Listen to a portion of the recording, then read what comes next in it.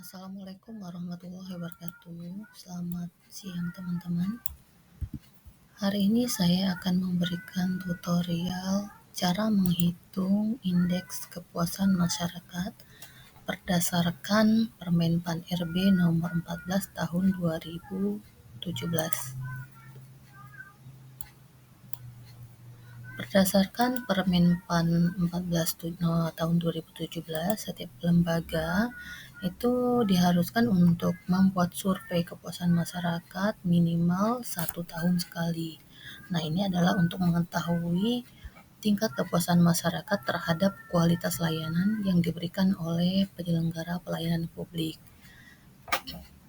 Nah, untuk indeks kepuasan masyarakat itu adalah hasil pengukuran dari kegiatan survei kepuasan masyarakat yang disajikan berupa angka.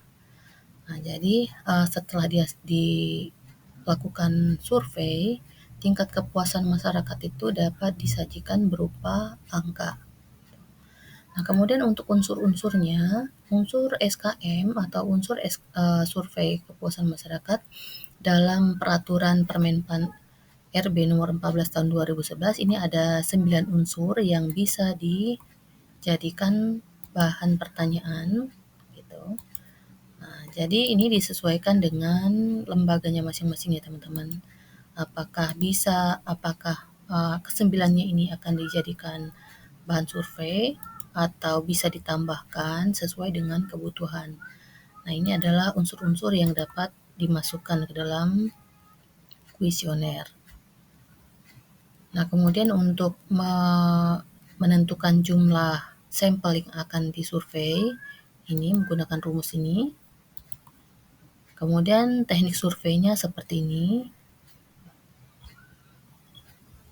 Nah, jadi di sini saya akan fokus akan memberikan tutorial pengolahan data jika hasil surveinya sudah didapatkan.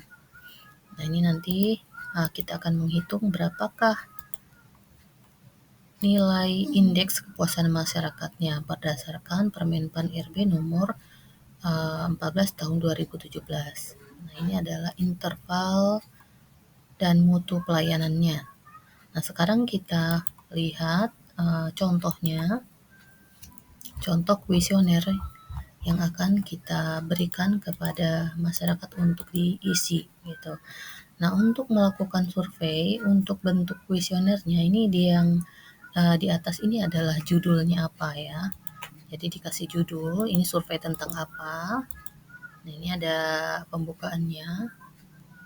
Jadi supaya respondennya jelas mereka akan dilakukan survei untuk apa. Ini di titik-titik ini diisi sesuai dengan lembaga masing-masing ya teman-teman. Nah, kemudian untuk bentuk pertanyaannya, ini ada yang berbentuk isian seperti ini. Jadi ini bisa diberikan list atau pilihan ya teman-teman seperti ini. Jadi nanti respondennya tinggal mengklik laki-laki atau perempuan gitu. Demikian juga dengan jenis pekerjaan, ini kita buatkan listnya. Kemudian ini ada pendidikan terakhirnya juga supaya kita bisa tahu karakter atau profil dari respondennya. Nah, kemudian unsur-unsur tadi ini yang seperti telah saya jelaskan di atas tadi, jadi ada 9 ya teman-teman. Boleh kurang dari 9 atau bisa lebih dari 9, disesuaikan dengan kebutuhan masing-masing. Nah, ini saya buatkan contohnya sesuai dengan yang ada di Permenpan 14 tadi. Nah, kemudian untuk pertanyaan ini kita berikan jawabannya. Ada 4 jawaban, yaitu tidak sesuai, kurang sesuai, sesuai, dan sangat sesuai. Ini adalah tingkat kesesuaian persyaratan pelayanan dengan jenis pelayanan. Ini ada 9 seperti ini. Nah, ini kan hasilnya jawabannya kualitatif ya teman-teman. Jadi untuk merubah supaya datanya nanti bisa kita hitung, maka jawaban yang kualitatif ini akan kita ubah menjadi kuantitatif. Caranya adalah dengan memberikan pembobotan. Untuk jawaban A ini kita berikan nilai 1, kemudian jawaban B diberi nilai 2, jawaban C diberi nilai 3, dan jawaban D diberi nilai 4. Ini semua sama dari pertanyaan 1 sampai dengan 9. Ini kita buatkan pembobotan seperti ini. Nah, kita lihat contohnya di sini. Saya akan memberikan contoh total responden yang saya ambil adalah ada 45. Nah, dari U1 sampai dengan U9 jawabannya seperti ini. Jadi semuanya kualitatif ya teman-teman. Nah, sekarang kita akan mengubah data kualitatif ini menjadi kuantitatif. Kita bobotkan sesuai dengan jawaban masing-masing. Nah, ini kita rubah menjadi seperti ini. Nah, ini tadi sesuai dengan ini tadi ya teman-teman. Kalau jawaban A 1, B 2, kemudian C 3, dan D 4. Nah, ya, seperti ini hasilnya. Nah, setelah kita lihat di sini ternyata ada responden yang tidak menjawab. Ini di U3, ini untuk waktu penyelesaian ini responden 4 ini tidak menjawab teman-teman. Jadi jawabannya datanya tidak ada, bukan nilainya bukan 0 ya teman-teman, tapi memang datanya tidak ada gitu.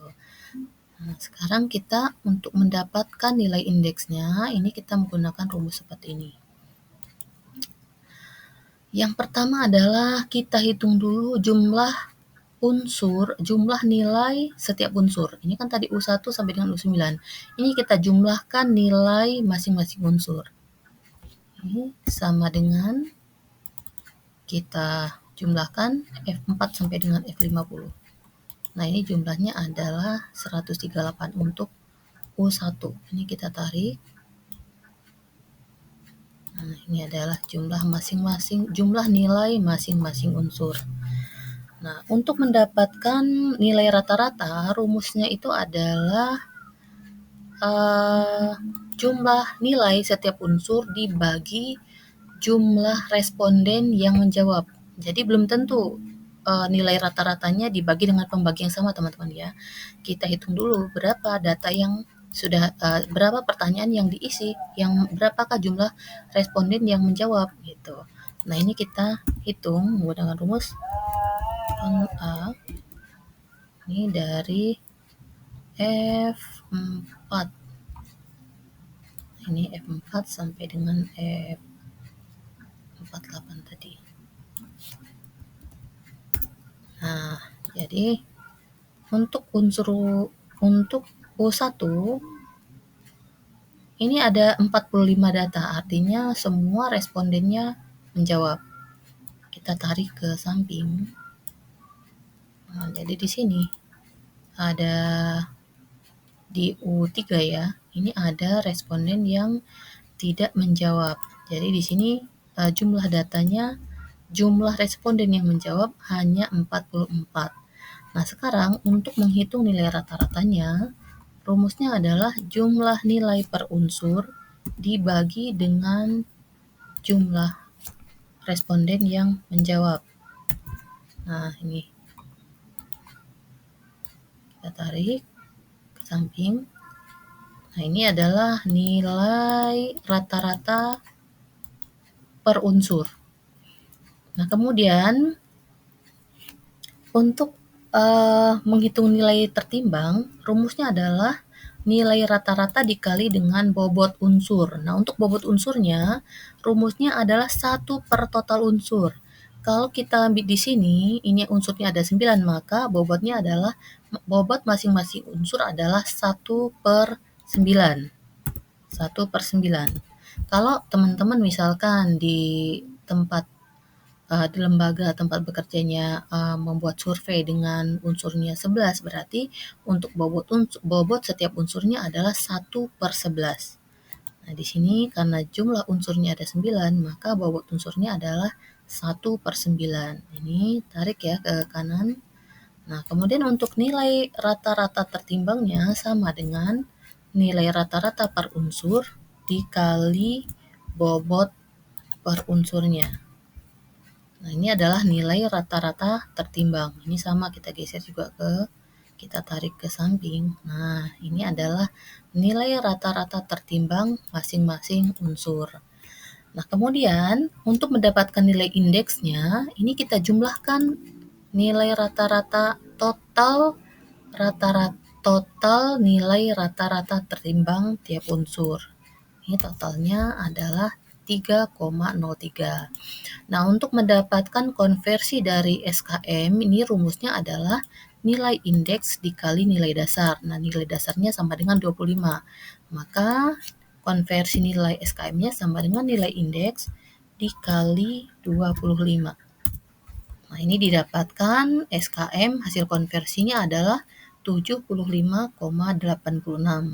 Nah, sekarang kita lihat di tabel nih, 75,8 itu masuk di nilai persepsi 3. Ini intervalnya masuk di sini. Artinya kategori mutu pelayanan dari lembaga tersebut adalah B atau mutu pelayannya sama dengan baik. Nah, seperti ini.